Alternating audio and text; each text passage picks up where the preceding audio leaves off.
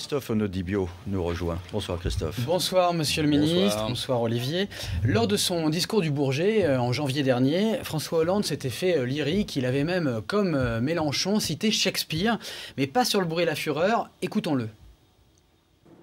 Et je me permettrai de citer Shakespeare, qui rappelait cette loi pourtant universelle. Ils ont échoué parce qu'ils n'ont pas commencé par le rêve. Eh bien, nous réussirons parce que nous commencerons par évoquer le rêve. Le rêve français, c'est la confiance dans l'avenir, dans la démocratie. La démocratie qui sera plus forte que les marchés, plus forte que l'argent, plus forte que les croyances, plus forte que les religions. Alors 6 mois après... Moi j'aime ça, hein. Ah, j'aime pas question d'aimer. Qui n'aime pas le rêve? Non, mais c'est pas ça que je veux dire. C'est pas. J'en profite pour le dire ici. Être ministre des Finances, c'est une position particulière dans un gouvernement.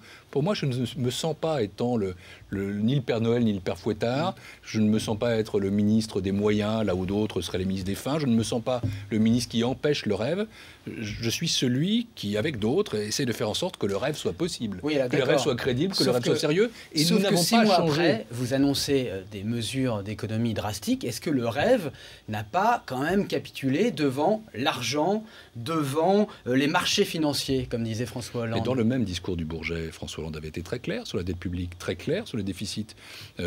Bon, je sais bien que le point est une feuille révolutionnaire. Enfin, vous n'allez quand même pas nous inciter, nous, à aller vers des dépenses inconsidérées, des déficits excessifs et une dette écrasante. Car, et je reprends quand même ce que vous disiez au début, où vous montriez Nicolas Sarkozy et Jean-Marc Ayrault.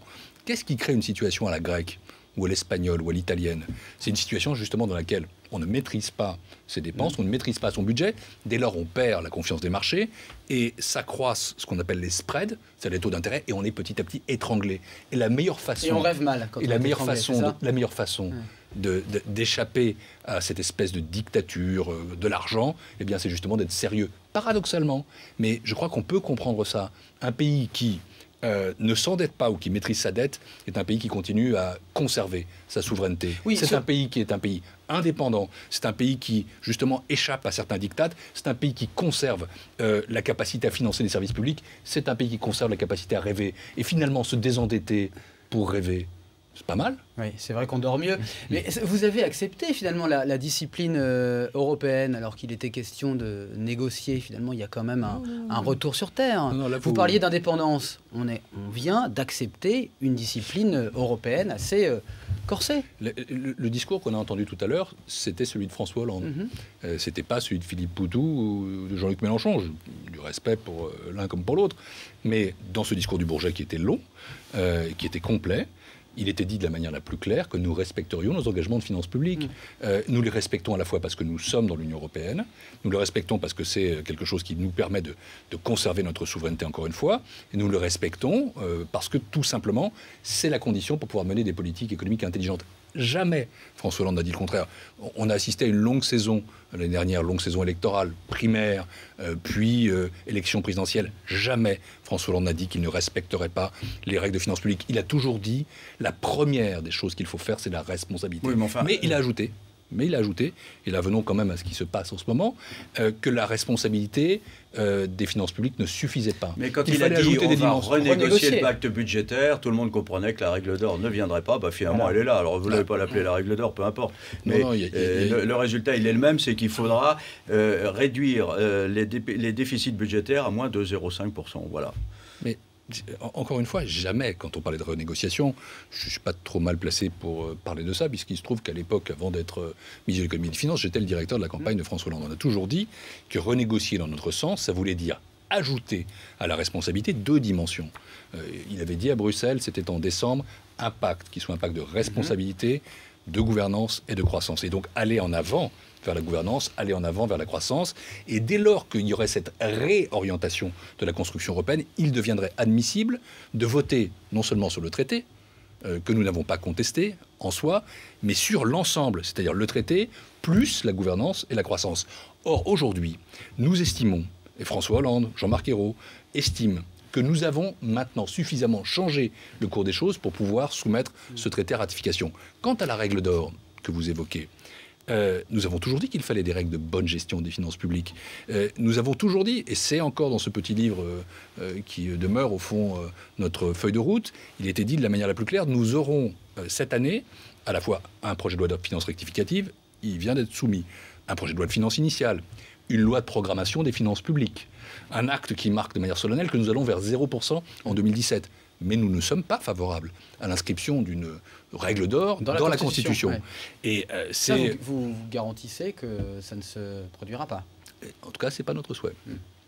C'est pas notre souhait parce que il ne s'agit pas de graver comme ça des chiffres dans l'éternité. Ça introduit un doute, pourquoi on ne veut pas le mettre dans la Constitution alors que vous prenez l'engagement de le faire? Parce que la Constitution, c'est autre chose. Parce que la Constitution, c'est le texte qui dit ce qu'est le pacte démocratique. Parce que la Constitution, c'est le ciment de nos institutions. Parce que, encore une fois, si on le faisait dans la Constitution, ça veut dire que c'est valable pour non seulement 5 ans, 10 ans, 20 ans, 30 ans, mais pour l'éternité des textes juridiques. Enfin, et donc, non, nous ne sommes pas là-dedans, mais nous sommes pour un texte qui est une valeur contraignante forte, qui représente un engagement. Oui, et cet engagement, nous le prenons. Vous ficelez les pattes quand même en acceptant justement que les déficits structurels supérieurs à 0,5% soient interdits. Vous acceptez ça, vous engagez quand même. Ce sont des règles de bonne gestion, tout simplement.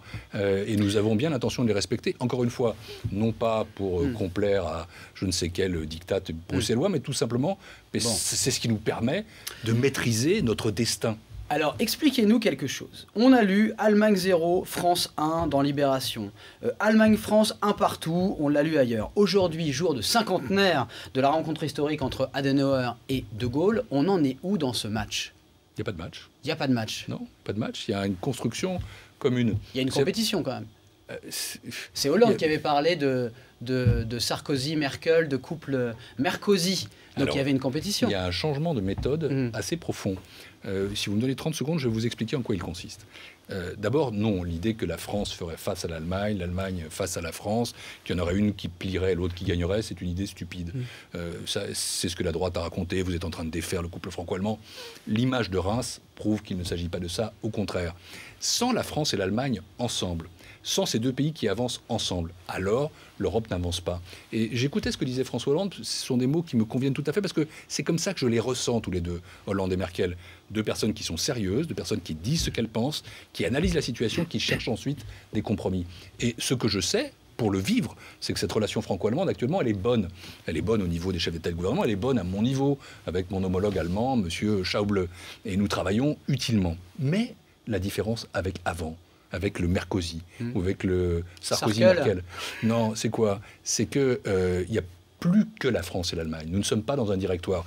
Le travail, il a été fait non seulement à 2, mais à 4, avec les Espagnols et les Italiens, non pas parce qu'ils sont en difficulté, mais parce que ce sont les autres grands pays de l'euro. Et nous travaillons, nous, avec les institutions européennes. Nous ne sommes pas en train de larguer tout le monde. C'est pas le Club Med. Il faut arrêter de dire ça. Ah ben c'est une insulte pour ces grands pays. Et puis j'ajoute que le président du Conseil européen, M. Van Rompuy, le président de l'Eurogroupe, M. Juncker, le président de la Commission et la Commission européenne, tout ça sont des institutions respectées, le président de la Banque centrale européenne. Et au fond, ce qui fait que le dernier Conseil européen a été meilleur que les autres, j'espère qu'il sera fondateur, je crois qu'il peut l'être, c'est parce qu'il y a eu cette coproduction, ce travail commun dans lequel la France et l'Allemagne ont pris leur place. Et François Hollande, il aime à se définir comme étant un trait d'union. C'est pas quelqu'un qui veut gagner des matchs, qui veut marquer des buts, en tout cas pas entre la France et l'Allemagne. Je crois qu'en foot, il aime bien. C'est autre chose. C'est donc un changement de méthode. C'était plutôt les pays du Sud qui avaient le vent en poupe. On va écouter justement François Hollande et la réponse d'Angela Merkel. C'était aujourd'hui à Reims. Madame la chancelière, je vous propose d'ouvrir, de franchir même ensemble une nouvelle porte sur des années qui rendront encore plus étroite l'amitié entre nos deux nations. Nous devons faire aujourd'hui ce qui ne l'a pas été il y a 20 ans. C'est parachever au niveau politique l'union économique et monétaire. Alors, porte étroite, moi ça me fait penser à André Gide, mais c'est quoi? C'est entrer vers une nouvelle porte dans l'amitié étroite. Justement, je suis sûr qu'on n'est pas dans Gide. Donc qu'est-ce que c'est? Pas dans Gide. Je parlais du dernier Conseil européen, je veux dire en quoi il était meilleur que les autres. Parce qu'il a traité ensemble plusieurs problèmes. Il a traité le problème de la croissance. Il y a un pacte pour la croissance qui n'existait pas, 120 milliards d'euros, 1% du PIB de l'Union, l'équivalent du budget de l'Union européenne, qui permettra de financer notamment des projets d'infrastructure. Deuxièmement, il a trouvé des remèdes qu'il faut maintenant mettre en œuvre pour la stabilité financière, répondre aux crises grecques, italiennes, espagnoles. Et puis troisièmement, il a ouvert la porte à une intégration européenne. Mais il ouvre les portes, forte. mais c'est quoi alors cette prochaine porte? On va jusqu'où? Est-ce qu'on va vers la fusion? Qu'est-ce qui va se passer? François Hollande a utilisé un concept qui, je pense, sera à nouveau entendu, exploré et puis agrandi dans les années qui viennent. C'est le contexte d'intégration solidaire. Nous n'avons pas peur de l'intégration. Moi, je n'ai pas peur de la supervision bancaire. Je n'ai pas peur d'une forme d'intégration budgétaire. Je n'ai pas peur de l'intégration politique. Je crois qu'il faut des partages de souveraineté, mais à une condition. C'est que chaque fois qu'on fait un pas dans l'intégration, il y a en même temps un pas dans la solidarité. Parce que c'est ça qui manque au fond à cette zone euro. Je vous parlais tout à l'heure de pays du Club Med. Non, ce ne sont pas les pays du Club Med. Il y a encore eu Mario Monti, avec qui vous étiez aujourd'hui, a tensé les pays du Nord qui étaient parfois, alors je vais citer ces noms, qui sapaient la crédibilité des actions que décidait l'Union. Mais c'est l'illustration. Il y a quand même une guerre Nord-Sud. C'est l'illustration précise de ce que je viens de dire. Non, c'est le fait qu'il faut que les deux concepts avancent ensemble, intégration et solidarité. L'intégration seule peut être vécue comme un abandon de souveraineté, comme une perte d'identité. Elle peut être rejetée. La France est attachée à la souveraineté et son identité. Mais la solidarité seule, sans discipline, peut aboutir à des excès. Et donc c'est pour ça qu'il faut intégration et solidarité. Travailler à cela avec l'Allemagne. Aller par exemple vers un nouveau traité, je ne sais pas si ce sera un nouveau traité de l'Élysée, 50 ans après le précédent. Le précédent c'était le 22 janvier 1963. Pourquoi pas le 22 janvier 2013, un nouveau traité franco-allemand. Et vous voyez à travers ces images que l'amitié franco-allemande, elle se joue des alternances. Elle ne tient pas uniquement aux personnalités, que c'est un devoir historique. Le jour d'un cinquantenaire quand même. Ils auraient pu ne pas se voir du tout. Ils n'étaient pas du tout obligés qu'il y ait cette cérémonie. Est-il exact, Monsieur le Ministre, que la France et l'Allemagne planchent sur la nomination d'un super Monsieur Euro à la présidence de l'Eurogroupe, qui pourrait rendre la monnaie unique plus politique, plus visible, plus internationale, ce super Monsieur Euro? Je ferai la même réponse que François Hollande tout à l'heure. Que j'ai lu. Non, nous n'avons pas besoin maintenant d'un super Monsieur Euro. Nous avons un président de l'Eurogroupe qui s'appelle Jean-Claude Juncker. J'espère que demain, il sera prolongé dans sa mission. 6 mois. Le temps qu'il faudra. 6 mois. Et puis ensuite, nous bâtirons ensemble des solutions à la zone euro. Moi, ce n'est pas un monsieur dont on a besoin, c'est de solutions. Oui, mais le Spiegel dit que ce serait vous et Schäuble qui vous partageriez le travail. Je ne sais pas d'où viennent ces informations. Du Spiegel. Vous n'êtes pas candidat. Je ne sais pas d'où sont les sources. Vous êtes candidat ou pas? Non. Pas du tout. Non.